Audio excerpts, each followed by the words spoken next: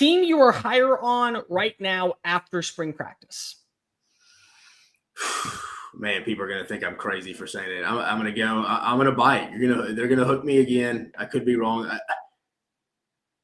I'm going to go Auburn. And I'll come back to this question here in a bit. I'm foreshadowing here. So I think Auburn. I mean, I think a lot of it is because I think it is year 3. Again, I think it goes to the NFL draft this year, goes to show you. I mean, Keandre Lambert-Smith and Jarquez Hunter are the only 2 guys drafted.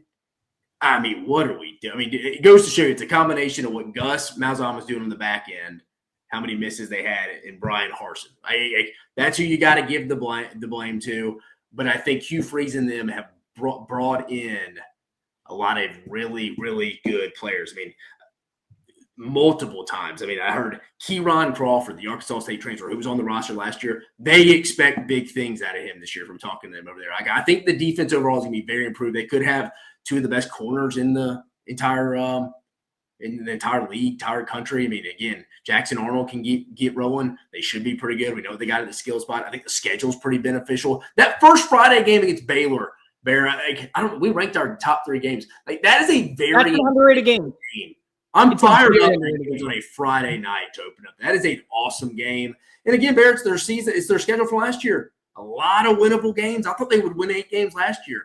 I think they can win 8 or more this year because I do think they're better personnel than they've been in a while. And I do think the schedule's still around as easy as it was last year. But, I mean, I'm saying that coming from a team that only won 5 games last year. So I'm higher on Auburn. I think it's a little bit just because of who I talked to. I'm probably a little biased in that.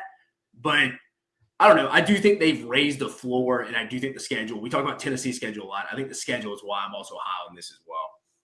I'm going to get a lot of flack for this, and I've already told you. I'm going to say some very inappropriate and probably irresponsible things over the next several months.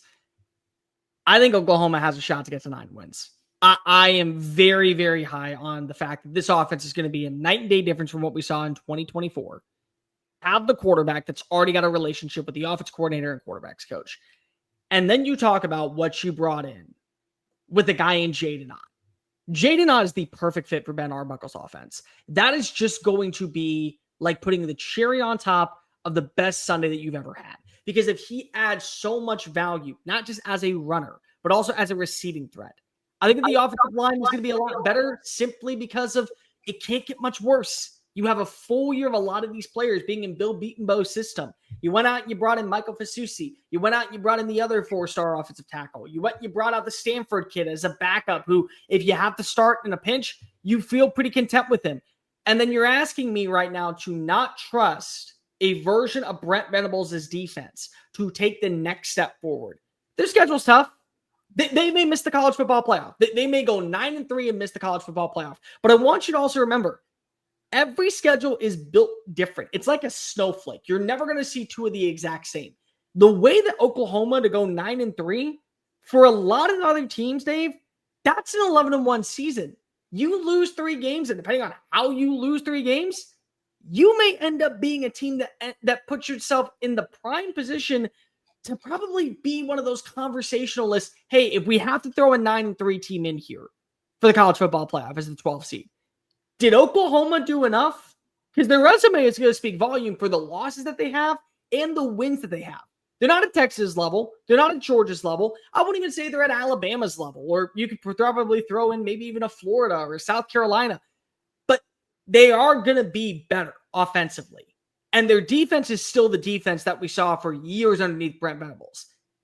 I can't quit the idea of thinking offensive coordinator, quarterbacks coach, quarterback, all from the same system.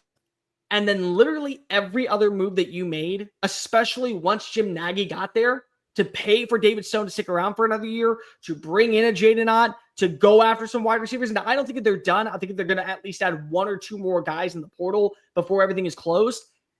That's enough for me to say it's going to be a drastically different feel in Norman for year 2 in the SEC. Yeah, there's his health and depth to me. I mean, if you just told me right now they're starting 22, you're going to win 9 games with that schedule, oh, hell yeah, for sure. Again, but it goes back to their offensive line's health. I mean, I'm with you, Bear. I love Jaden Ott, but his big Achilles heel is staying healthy. So you're bringing in a guy that can't really stay healthy into a situation where like you can't have him not be healthy. So that's my concern with them is, again, I'm with you. Just if you just told me straight up they were 95% healthy for most of the year and like were the exact opposite of last year where they were just destroyed by injury. I mean, look at a MASH unit, an episode of MASH. If you told me they were healthy this year, yeah, they could certainly win.